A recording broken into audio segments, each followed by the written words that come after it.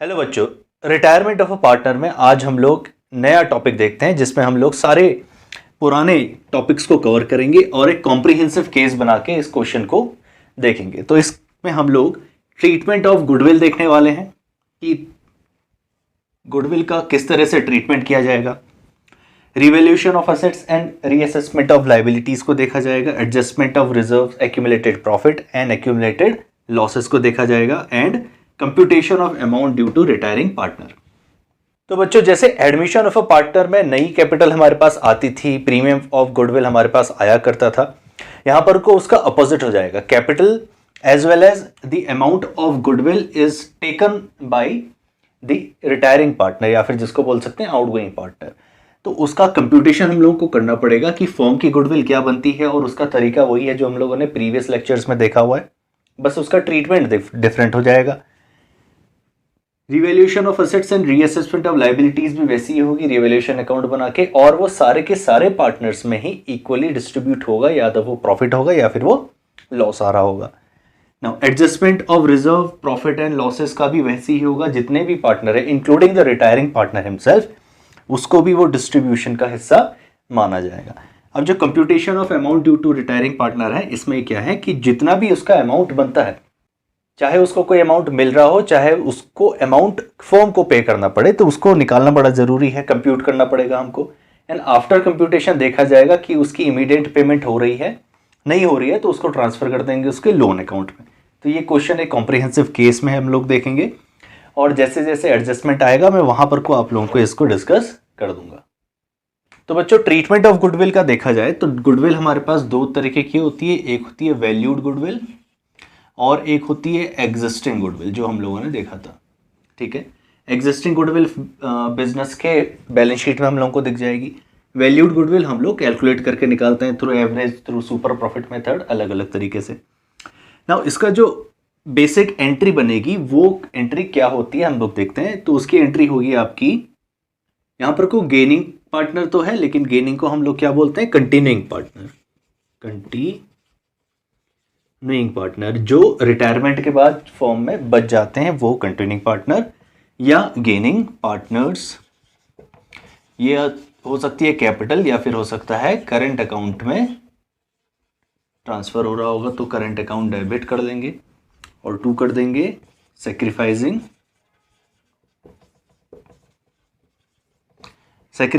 या retiring partner हो सकता है,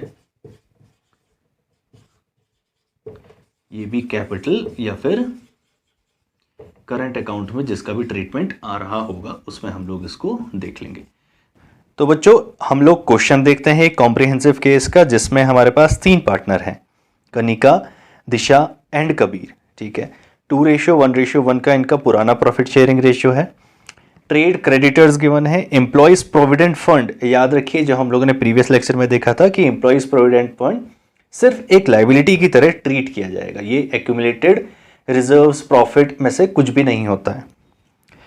कनिका कैपिटल हम लोगों को तीनों पार्टनर की गिवन है। ठीक है, बैंक है, डेटर है, स्टॉक है, फिक्स्ड एसेट है, और profit and loss account balance sheet के एसेट्स तरफ गिवन है। इसका मतलब ये क्या है, loss for the current year.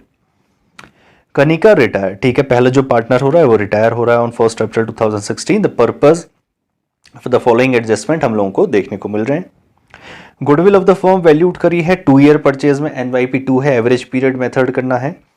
3 completed years का हमारे पास प्रॉफिट देखने को मिल रहा है। 13-14 का है 1 लाख, 14-15 का है 1,30,000, और फिर आगे कुछ भी नहीं दिया है। इसका मतलब जो ये है, तो 15-16 का प्रॉफिट गिवन है, लेकिन वो प्रॉफिट नहीं है, लॉस हो रहा है, 20,000 को बैलेंस शीट के अंदर गिवन है। फिक्स्ड एसेट इंक्रीज हो रहे हैं 3 लाख तक। ठीक है, 2 गिवन है, इसका मतलब हमारे डायरेक्टली एट वैल्यू गिवन है, न्यू वैल्यू गिवन है। Stock was to be valued at 120%। अच्छा, जो करंट वैल्यू है उसका 120% करंट वैल्यू है स्टॉक की।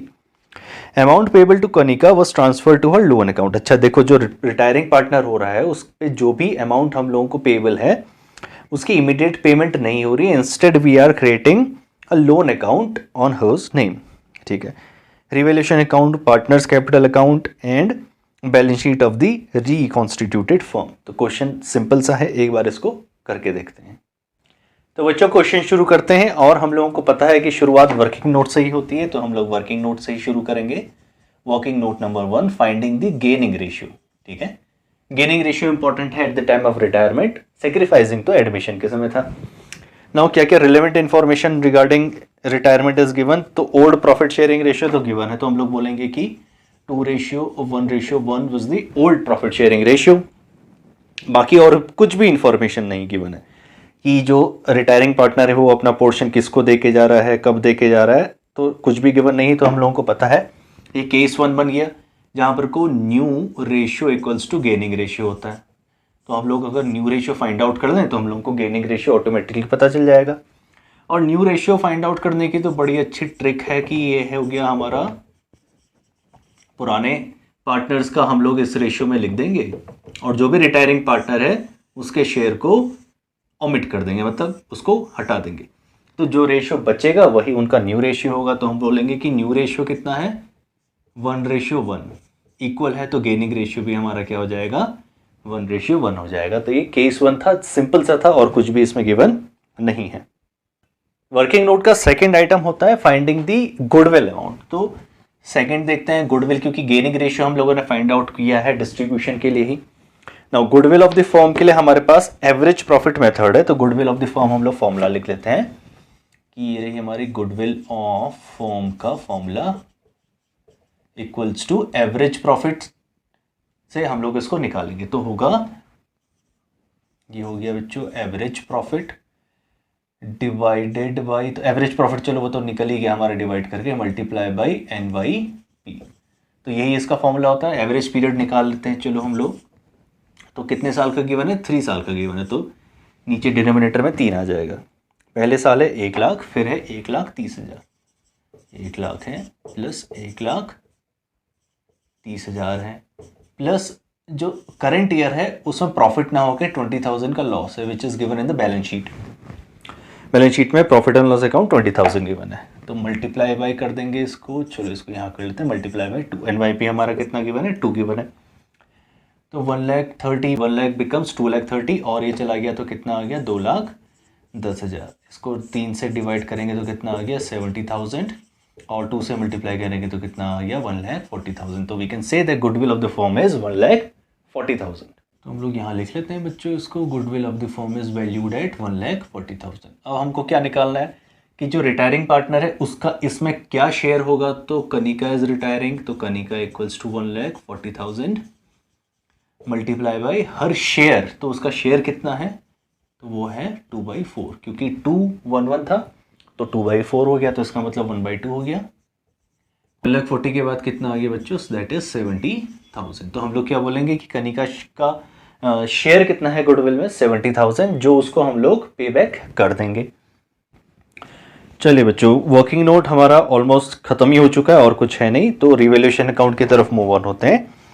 Fixed asset were to be increased to 3 lakh given है। 2 का मतलब होता है कि करंट वैल्यू गिवन है, तो हम लोग बैलेंस शीट में डायरेक्ट लिख सकते हैं फिक्स्ड एसेट्स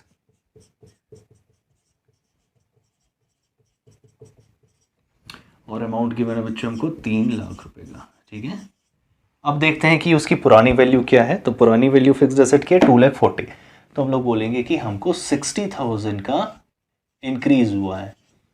तो जब भी एसेट की वैल्यू इंक्रीज होती है तो बाई तरफ आती है, बाई फिक्स्ड एसेट्स अकाउंट कर देंगे। ठीक है, 60,000 आई है। तो जो तीसरा एडजस्टमेंट है वो डन एंड डस्टेड हो गया, क्योंकि दोनों एस्पेक्ट रिकॉर्ड हो चुके हैं। Stock was to be valued at 120%। Okay, जो करंट वैल्यू है उसका 120% है, तो current value of stock is 1 lakh, 120% होगा तो 1,20,000 हो जाएगा। सिंपल से निकाल के दिखा देता हूँ आपको, दिस इज 1 लाख का 1,20%, इसी तरह तो होगा ये। तो ये 2 0 कट गए तो कितना बचा, 1,20,000। तो हम लोगों को स्टॉक की करंट वैल्यू पता चल गई, जो है 1,20,000 रुपये। तो जब पुरानी वैल्यू 1 लाख थी तो नई वैल्यू 1,20,000 है, तो 20,000 का यहाँ पर को क्या हो गया, increase in the value of asset हो गया। तो हम लोग लिखेंगे बाय स्टॉक अकाउंट। अब तो कुछ बचा ही नहीं है, तो जल्दी से हम लोग रिवैल्यूएशन को फिनिश करके पार्टनर्स कैपिटल अकाउंट बनाते हैं। तो ये हो गया बच्चों 80,000 और इधर भी आ गया 80,000। तो बैलेंसिंग वैल्यू कितनी 80,000, इसका मतलब बोल सकते हैं हम लोग टू प्रॉफिट कितने का है 80,000 का है, जो कनिका एंड कबीर पे डिस्ट्रीब्यूट हो जाएगा और वह अमाउंट आना चाहिए 80,000। तो अगर 80,000 को हम लोग जल्दी से कैलकुलेट कर लेते हैं इनटू रेशियो 1 तो इसको आता है 4 और ये होता है 20,000।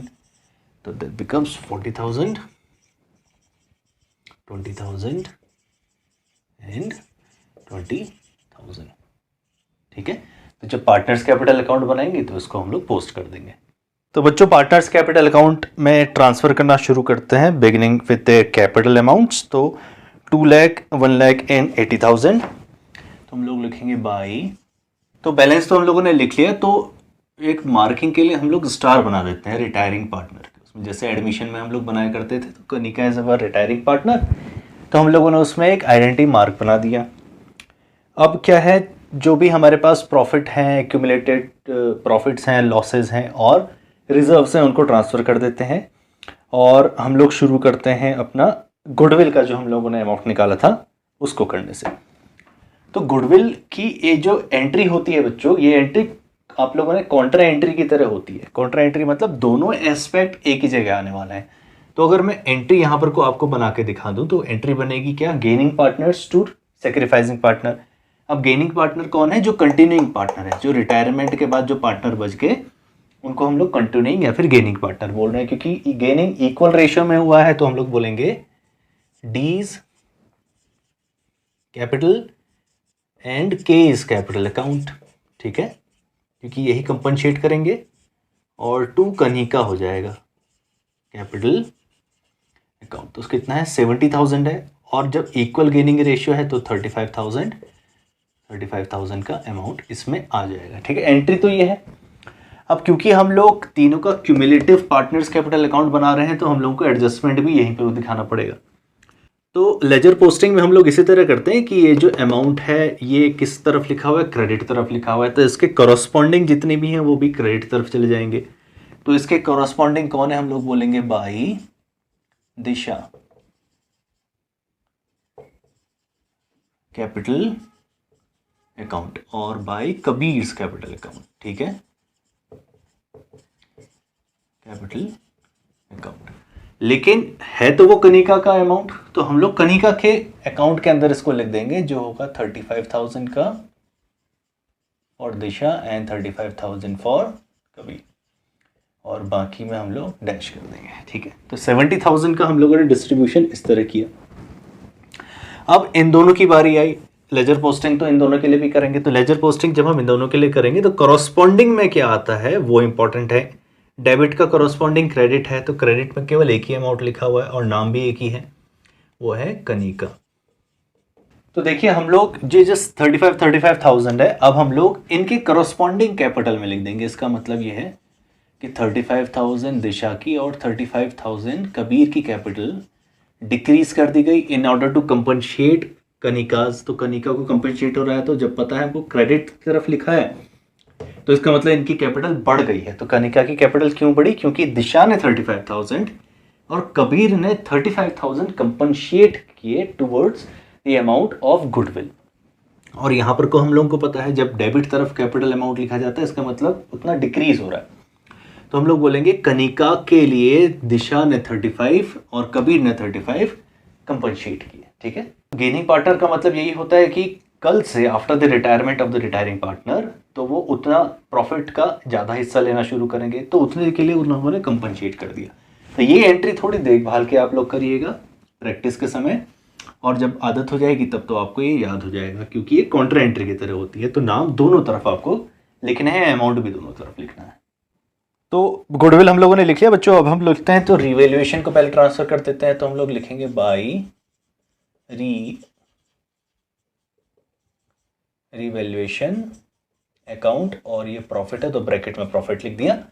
तो 40,000 तो था कनिका का शेयर, 20,000 था दिशा का एंड 20,000 था कबीर का शेयर। ठीक है, आफ्टर रिवैल्यूएशन अब देखते हैं कि क्या कोई रिजर्व्स हैं हमारे पास। नहीं, फंड्स हमारे होते हैं लेकिन ये एक्यूमुलेटेड रिजर्व्स की तरह ट्रीट नहीं होते हैं, ये सिर्फ लाइबिलिटी की तरह ट्रीट होंगे, that is employ provident fund. हाँ चलो, अब हम लोगों को देखने को मिला एक्यूमुलेटेड लॉस, अनडिस्ट्रीब्यूटेड लॉस। तो 20,000 का जो लॉस है इसको भी हम लोगों को बेयर करना पड़ेगा among the all partners including Kanika. तो हम लोग लॉस है तो इस तरफ लिखेंगे, तो हम लोग लिखेंगे हम लोग लिखेंगे to profit and loss account. और ये किस तरफ आया था, डेबिट तरफ।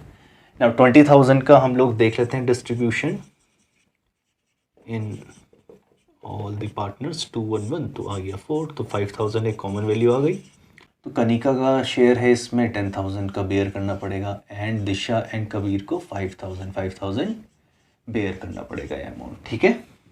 बाकी तो और कुछ है ही नहीं बच्चों, तो हम लोग जल्दी से इसको सम अप कर लेते हैं। तो 20 + 80 बिकम्स 1 लाख, और इस तरफ भी हम लोग 1 लाख लिख लेते हैं। चलो, तो ये 1,20,000 आ गया, और यहाँ से भी हम लोग 1,20,000 को लिख लेते हैं। इस तरफ कितना है, 2 + 70 और प्लस, तो 3,10,000 आ गया ये। तो हमारे पास कनिका का आ गया 3,10,000। अब देखते हैं कितना माइनस करना है। 30 + 5 बिकम्स 40, 40 चला गया, तो ये कितना अमाउंट बचा, 60,000। ना 40 अगर इसमें से भी चला गया तो कितना बचा, दैट इज 80,000। तो इन दोनों का तो हम लोगों को बैलेंस पता चल गया।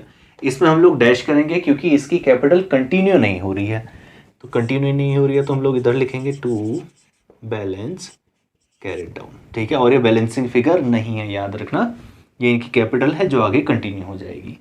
अब जो अमाउंट बचता है payable to Kanika, that is 3 lakh, वो कितना है, 3 लाख है, क्योंकि 3,10,000 उस तरफ है, 10,000 का जो लॉस है हम लोगों ने वो देख लिया।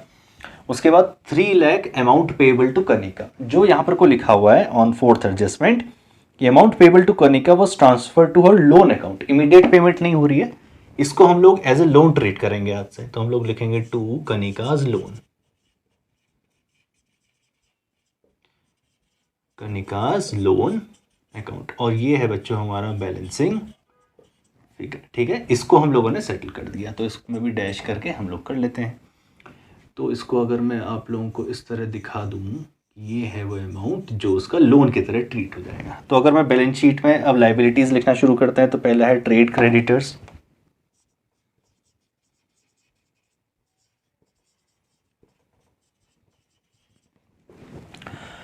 ट्रेड क्रेडिटर्स है 53,000 की, ठीक है, 53,000।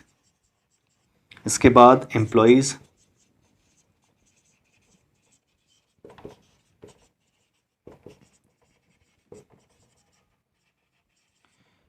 प्रोविडेंट फंड है 47,000 का, तो ये दो लाइबिलिटी हम लोगों ने लिख दी, 47 एंड 53। आफ्टर कैपिटल गिवन थी पुरानी, अब हम लोगों ने नई कैपिटल निकाली है, तो हम लोग लिखेंगे कैपिटल अकाउंट्स। तो किस किस का आ गया, दिशा एंड कबीर का, जो है 80,000 एंड 60,000। तो टोटल करके कितना आ गया, 1,40,000। तो कैपिटल तो हो गई 1,40,000। अब जो ये 3 लाख है इसको कैपिटल नहीं लिख सकते, हम लोग लिखेंगे कनिकाज लोन अकाउंट,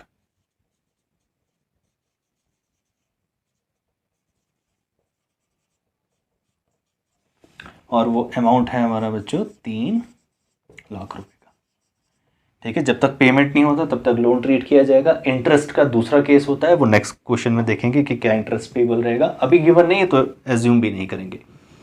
3 लाख हो गया, 3 लाख में 1 लाख जुड़ा, 440 हो गया, 440 में हम लोगों ने फिर से 1 लाख जोड़ दिया, तो 5,40,000। तो टैली अमाउंट लाइबिलिटी तरफ का आ रहा है 5,40,000। अब एसेट्स तरफ को भी हम लोग सम अप करते हैं। बैंक गिवन है तो बैंक को लिखते हैं 60,000,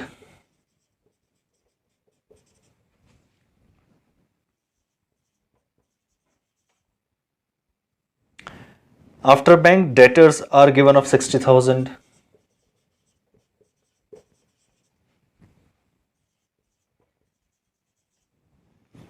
stock we have return, fixed assets return, और लॉसेस का तो हम लोगों ने पहले ही ट्रीटमेंट देख लिया है। तो देखते हैं टोटल करके कितना आ रहा है। 3 लाख प्लस 420, 420 में फिर से 120 जोड़ेंगे तो 5,40,000। तो बैलेंस शीट भी हमारी टैली हो रही है। ठीक है, तो हम लोगों ने इसमें देखा गुडविल को कैसे सेटल किया जाता है, उसका क्या ट्रीटमेंट है। वैल्यूएशन का तो हम लोगों को पता है कि कैलकुलेशन का तरीका नहीं बदला है, सिर्फ सेटलमेंट करने का तरीका बदला है। जो भी लॉसेस होते हैं रिवैल्यूएशन के, प्रॉफिट होते हैं, वो डिस्ट्रीब्यूशन सेम हुआ है।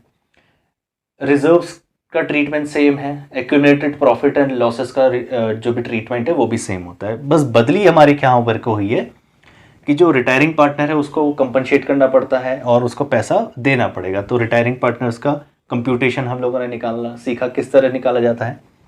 और अगर पेमेंट हो रही है इमीडिएट तो वो बैंक अकाउंट से माइनस होगा। अभी तो कुछ भी नहीं हो रहा था तो उसकी लाइबिलिटी अभी भी बनी है, तो 3 लाख को हम लोगों ने उसको लोन अकाउंट में ट्रांसफर कर दिया। बहुत सिंपल सा केस होता है, रिटायरमेंट भी यही होता है। तो कॉम्प्रिहेंसिव केसेस का ये सबसे बेसिक सा क्वेश्चन था। जैसे जैसे हम लोग आगे बढ़ेंगे थोड़ी डिफिकल्टी लेवल बढ़ेगी और नए नए एडजस्टमेंट हम लोग देखने को मिलेंगे हमको। तो बच्चों बेस्ड ऑन दीज क्वेश्चंस आप लोग प्लीज़ अपनी रिविजन्स रखिए और नए नए क्वेश्चन को अटेम्प्ट करने की कोशिश करिए।